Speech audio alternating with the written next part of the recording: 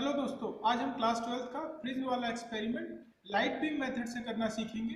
इस मेथड में हमें इंसिडेंट रे और इमर्स रे बिल्कुल साफ साफ दिखाई देती है, इन्हें हम अपनी आंखों से देख सकते हैं। जबकि आपकी बुक में जो पिन वाला मेथड दे रखा है उसमें इमर्स रे और इंसिडेंट रे दोनों ही रे दिखाई नहीं देती है, केवल हमें उन्हें एज्यूम करना पड़ता है। इसीलिए मुझे लगता है कि ये मेथड लाइट बीम मेथड ज़्यादा इफेक्टिव मेथड है। चलिए मेरे साथ शुरू करते हैं ये एक्सपेरिमेंट।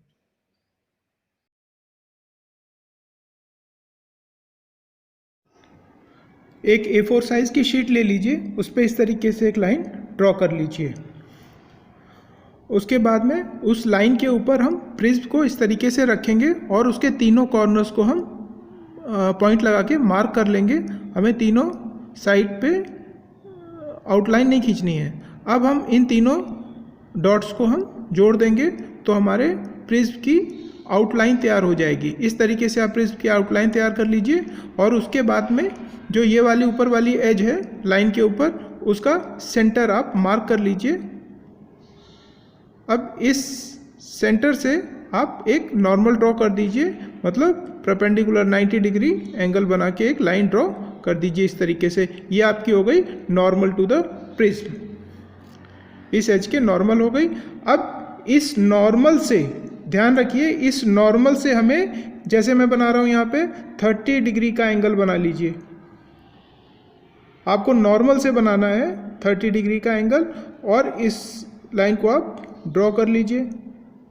ये ड्रॉ कर लीजिए और इस लाइन को बढ़ा दीजिए डॉटेड फॉर्म में बिल्कुल नीचे तक। ये आपकी इंसिडेंट रे हो जाएगी और ये 30 डिग्री का एंगल बना रही है इंसिडेंट रे नॉर्मल से। देखिए इस तरीके से हमें 35, 40, 45, 50, 55, 60, 65, 70 और 75 डिग्री के एंगल भी बना लेने हैं। उसके बाद इस तरीके से आप एक मोटा कॉपी कवर ले लीजिए या फाइल कवर, उस पर इस तरीके से एक लाइन खींच के आप उस लाइन की एक स्लिट कट कर लीजिए।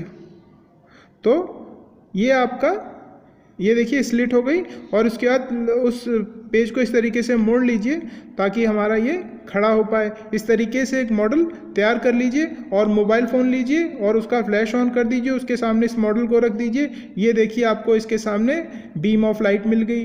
कितना आसान है ना। अभी इसी बीम ऑफ लाइट के यूज़ से हम इस पूरे एक्सपेरिमेंट को परफॉर्म करेंगे। तो उसके बाद आप जो आपने एंगल्स ड्रॉ किए थे उसको इंसिडेंट रे की जगह, इंसिडेंट रे के ऊपर इस बीम को आप ले आइए। अब ये बीम हमारी इंसिडेंट रे हो गई आपके प्रिज्म के ऊपर। उसके ऊपर प्रिज्म को वैसे ही रख दीजिए।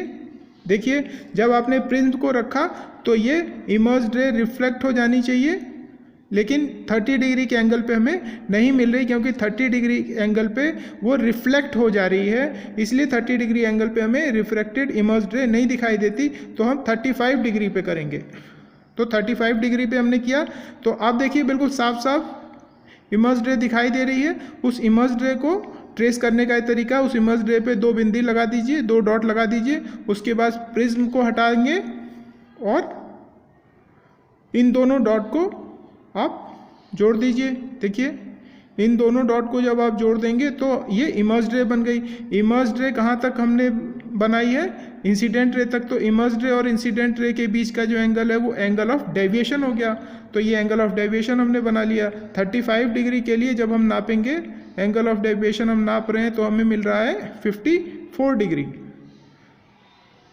इसी तरीके से हम इस इंसिडेंट रे को हम 40 डिग्री वाले उस पे रखेंगे, डायग्राम पे रखेंगे।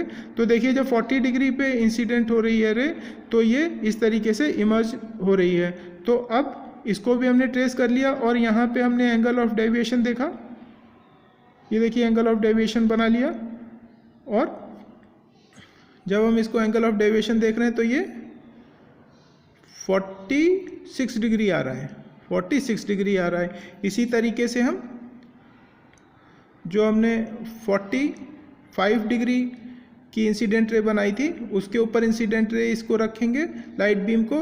तो यहाँ देखिए यहाँ रिफ्लेक्टेड रे हमें मिल गई। इमर्स्ड रे जो हो रही है इसको भी हम ट्रेस कर लेंगे 2 डॉट बना के, और यहाँ भी एंगल ऑफ डेविएशन हम बना लेंगे। तो यहाँ देखिए ये एंगल ऑफ डेविएशन बना लिया और इसको जब हम देख रहे हैं तो ये 44 डिग्री 45 डिग्री हमें मिला। इसी तरीके से हम 50, 55, 60, 65, 70 और 75 के लिए भी एंगल ऑफ डेविएशन बना लेंगे।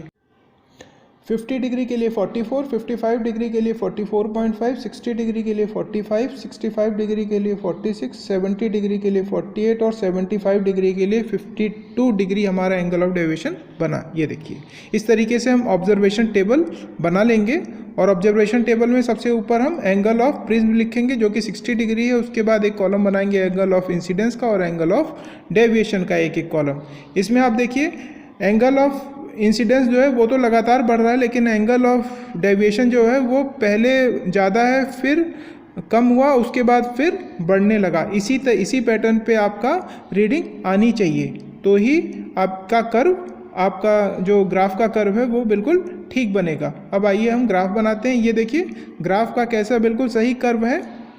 इसमें एक तरफ हमने एंगल ऑफ डेविएशन लिया, नीचे की तरफ एंगल ऑफ इंसिडेंस लिया है और इसका स्केल मैंने लिखा हुआ है एक्स एक्सिस पे, तो एक ब्लॉक का मतलब 5 डिग्री है और वाई एक्सिस पे 2 डिग्री। देखिए इस तरीके से आपका कर्व मिल जाएगा और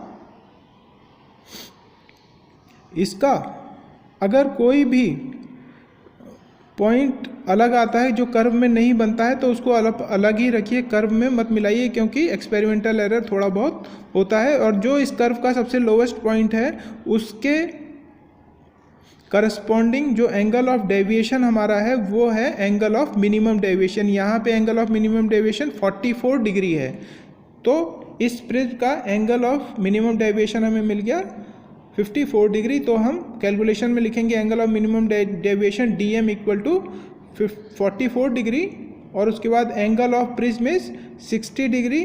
तो हम रिफ्रैक्टिव इंडेक्स निकालेंगे फॉर्मूले से sine A plus DM। A क्या है एंगल ऑफ प्रिज्म और DM angle of minimum deviation upon 2 upon sine A upon 2। तो sine 60 plus 44 upon 2 upon sine 30 upon 2, तो ये हो जाएगा साइन 52 अपॉन साइन 30। तो इसकी वैल्यूज़ हम लिख देंगे 0.788 अपॉन 0.5। तो हमारा एंगल ऑफ हमारा रिफ्रैक्टिव इंडेक्स आ गया इस मटेरियल ऑफ प्रिज्म का 1.57। आपके फीडबैक का मुझे इंतज़ार रहेगा। Thanks for watching this video.